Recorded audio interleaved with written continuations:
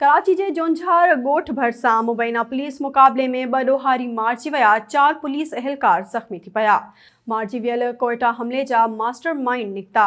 SS news जे reporter नबी बख्श ख़ास खेली मूजिबि कराची सुपर हाईवे भरिसां साइड सुपर हाईवे थाणे जी हद जोंझार ॻोठ में पुलिस ऐं ॾोहारियुनि विच में मुबैना मुक़ाबलो थी पियो। मुक़ाबले दौरान 2 ॾोहारी मारिजी विया, जिन जा लाश पोस्टमार्टम लाइ जिन्ना इस्पताल मुंतक़िल कया विया आहिनि, जॾहिं त ॾोहारियुनि जी फायरिंग में 4 पुलिस एहलकार पिणु ज़ख़्मी थी पिया, जिन खे फौरी तौर इलाज लाइ आगा खान इस्पताल मुंतक़िल कयो वियो। ॿिए तरफ़ ज़रियनि जो चवणु आहे त मुक़ाबले में मारिजी वियल दहशतगर्द कोयटा धमाके जा मास्टर माइंड आहिनि।